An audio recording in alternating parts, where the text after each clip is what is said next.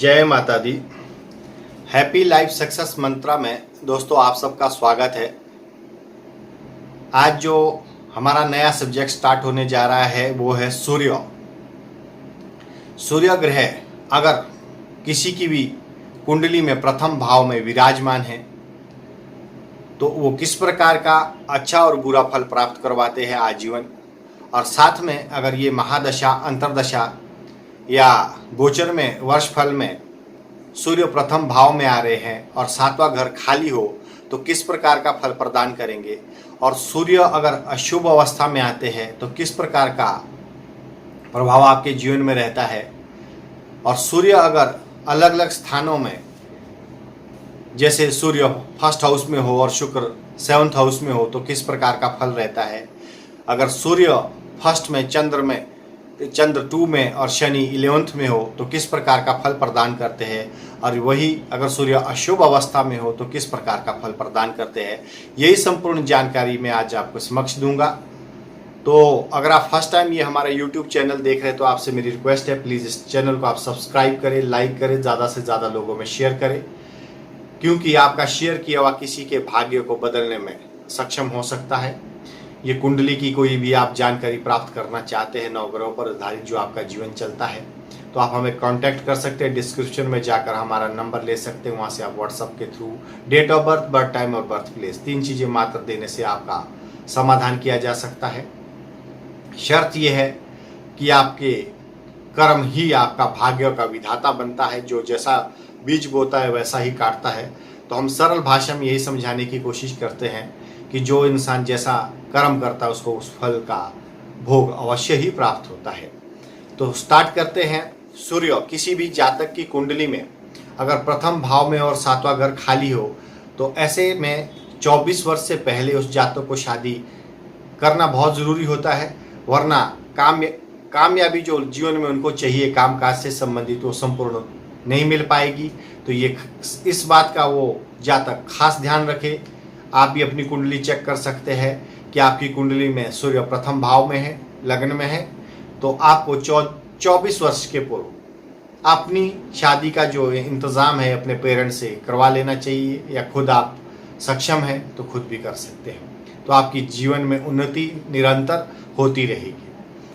अब बात करते हैं सूर्य फर्स्ट हाउस में बैठे हों तो जो ऐसा जातक होता है, आप की जो सोच होती है, आप धार्मिक स्थलों एवं जन कल्याण के कार्यों से संबंधित कार्यों में रुचि रखते हैं, आप पुराने विचारों तथा धार्मिक स्वभाव के होते हैं, आपको अपना कारोबार जो चलता है सुचारू रूप से चालू रहता है, आप स्वनिर्मित अमीर इंसान बन जाते हैं, आप किसी के बहकावे में नहीं आएंगे, आपकी जो आंखों देखी बातें होती है आप उस पर ही विश्वास करेंगे, आपके द्वारा ईमानदारी से कमाया हुआ धन आपको बहुत बरकत देगा। यदि आपसे कोई शत्रुता करता है तो स्वतः ही वो नष्ट हो जाएगा या स्वयं बर्बाद हो जाएगा।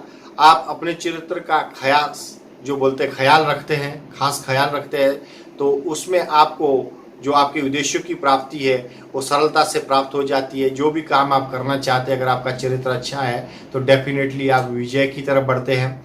और ऐसे इंसान अगर कठिनाई में कभी आ जाए तो हंसते हंसते उन कठिनाइयों को वो पार कर लेते हैं, यानी कि जो भी कार्य रहता है उससे वो घबराते नहीं है। इनका स्वाभिमान, आत्मसम्मान और जो खुद की इनकी मनोबल की जो प्रवृत्ति है वो बहुत स्ट्रांग रहती है, तो किसी भी कार्य को करने में ये सक्षम हो जाते हैं। आप नेक दिल रहते हैं, अच्छाई को पसंद करने वाले रहते हैं और पिता के सुख में किसी प्रकार की कोई कमी नहीं आती है। आपका सरकारी क्षेत्र, गवर्नमेंट से रिलेटेड कोई भी कार्य, जॉब हो सकता है, कॉन्ट्रैक्ट हो सकता है, ऐसे कार्यों में हमेशा आपका संबंध जुड़ा हो सकता है, उससे आप लाभ प्राप्त कर सकते हैं। अगर यही कार्य अगर आप घूम घूम के करने वाले होते हैं तो और भी लाभ की मात्रा आपकी बढ़ जाती है। आप जिस समाज में रहते हैं आपके समाज में नेतृत्व का आधार बनते हैं, यानी कि आप जो भी समाज में कार्य रहते हैं, बुराइयों के एवं समस्याओं को आप खत्म करने के लिए तत्पर हमेशा पक्षधर रहते हैं। अपने अच्छे कार्यों को हमेशा बढ़ चढ़कर आप हिस्सा लेते रहते हैं, और जो निसहाय लोग होते हैं अगर आप उनकी मदद करते हैं तो ऐसे में आपकी प्रगति और कई गुना बढ़ जाती है। अगर आप ये दूसरों की सेवा करना बंद कर दे तो आपको उस प्रकार के उतने शुभ फल प्राप्त नहीं होते जिस प्रकार से आपकी इच्छा होती है। तो इस बात का खास ख्याल रखा जाए कि आप हमेशा दूसरों को मदद करते रहना चाहिए। आपकी जो कमाई का हिस्सा है कहीं ना कहीं वो धर्म, धार्मिक या किसी असहाय व्यक्ति की सहायता में जरूर प्रयोग में आना चाहिए, तो आपको कई गुना उससे प्रगति के चांस मिलते हैं। और साथ में आप अपने भाइयों को भी सहयोग देने वाले होते हैं, पिता को सहयोग देने वाले होते हैं। किसी भी कठिनाई में पड़े हो तो आप उनको हमेशा पार लगाने की जो क्षमता है उनको पार लगा देते हो। आपकी लिखाई पढ़ाई भी अच्छी होती है, आपका जॉब, बिजनेस, कारोबार जो भी करते हैं वो भी अच्छा होता है। आपको जीवन साथी और संतान है उसका सुख अवश्य प्राप्त होता है, जिसमें आपको पुत्र रत्न की प्राप्ति अवश्य प्राप्त हो सकती है। ऐसा ज़्यादा आपका चांस बनता है। जो पहली संतान हो वो पुत्र के रूप में हो सकती है। और दूसरी बात, आपको पिता से धन मिले ना मिले, लेकिन आप अपने जीवन में अपने पुत्र के लिए धन अवश्य छोड़ के जाते हैं, क्योंकि आपके अंदर ये सब योग्यता होती है। आपके लिए सरकारी नौकरी, स्वास्थ्य और यात्रा के हालात बहुत शुभ रहते हैं। आपका जो कद है वो भी तेजी से बढ़ता है। आप कुएं लगाने वाले भी होते हैं। इस तरह का जो जातक होता है वो दो तलवार जो धार बोलते हैं उस तरह का दो धारी तलवार, अर्थात दोनों तरफ की जिसमें धार पाई गई ऐसी तलवार, इस तरह का आपका जीवन या मालिक बना होता है। तो दोस्तों अब बात करेंगे, सूर्य अगर फर्स्ट हाउस में और शुक्र सातवें में हो तो इसमें सिमिलर ही आपके अंदर ये भावनाएं रहेंगी जो मैंने आपको बताई है। सिर्फ इतना ही है कि इसमें आपको अगर ये अशुभ अवस्था में थोड़ा सा आ जाता है तो आपकी बाल्य अवस्था में पिता को मृत्यु तुल्य कष्ट हो सकते हैं।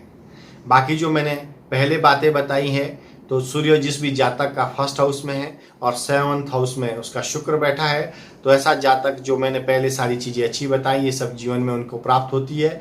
लेकिन पिता के लिए अगर ये थोड़ा सा कष्टकारी होता है तो इस अवस्था में आपकी जब 5 साल की उम्र होती है, यानी कि पेरेंट्स को ये ध्यान देना चाहिए कि मेरे बेटे की कुंडली में सूर्य क्या फर्स्ट हाउस में बैठे हैं और शुक्र 7वें में बैठे हैं, क्योंकि बालक तो सिर्फ 5 साल का होता है। तो 5 साल की उम्र से 1 साल तक हर शुक्रवार की वस्तु मंदिर में देनी अनिवार्य हो जाती है। अर्थात आपको 5 साल की जो उम्र होती है उस समय से ही आपके पेरेंट्स अगर आपको हर शुक्रवार को शुक्र की वस्तुएं अगर मंदिर में दे देते हैं तो जो पिता के ऊपर मृत्यु तुल्य कष्ट आने वाले हैं या किसी प्रकार के गंभीर रोग या बीमारी उनको घेरने वाले हैं उससे वो फिर मुक्त हो जाएंगे, यानी कि अर्थात उन्हें उन कष्टों का सामना नहीं करना पड़ता है।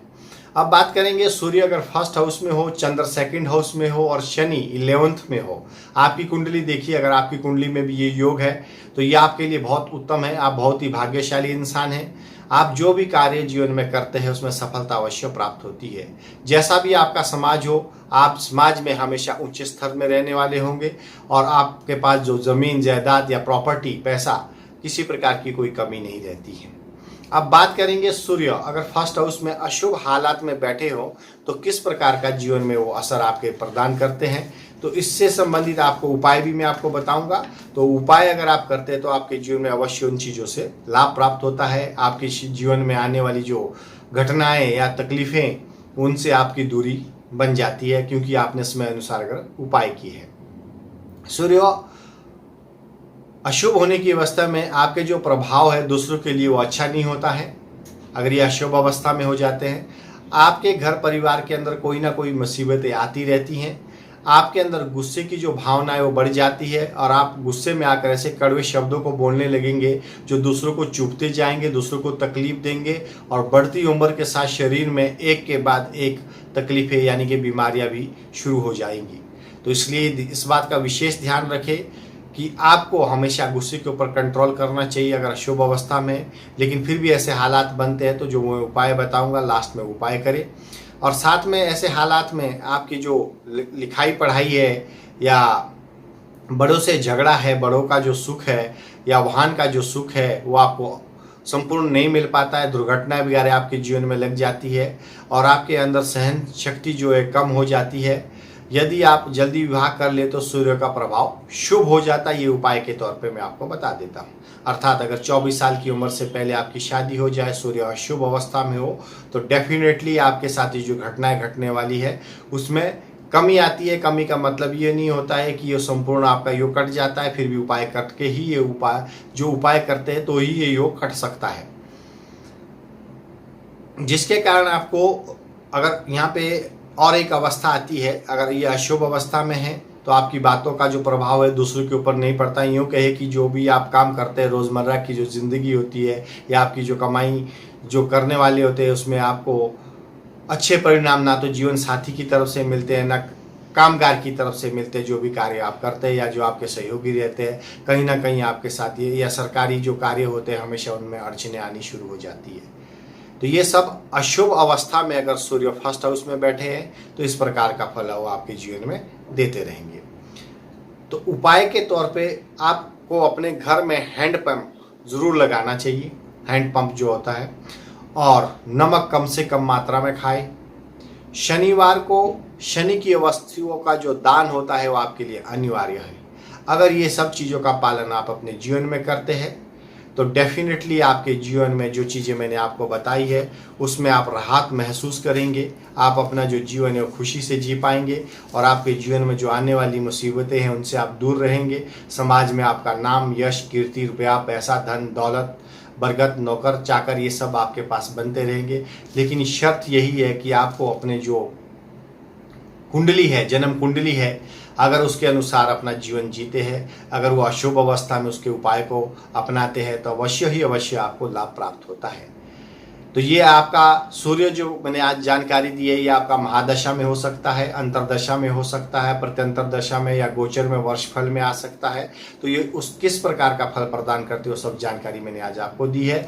यही नेक्स्ट वीडियो जो मेरा आएगा, अगर सेकंड हाउस में सूर्य बैठे हैं और किस प्रकार का वो आपके अगर महादशा है, अंतरदशा या गोचर में है, या उसके साथ जो 10वीं ग्रहों की युति होती है किस प्रकार का फल प्रदान करेंगे, उसके साथ क्या उपाय होंगे, वो सब जानकारी मैं नेक्स्ट वीडियो में दूंगा। दोस्तों, अगर आपको ये मेरा वीडियो पसंद आए तो प्लीज़ ज़्यादा से ज़्यादा लोगों को इसको शेयर करें, लाइक करें।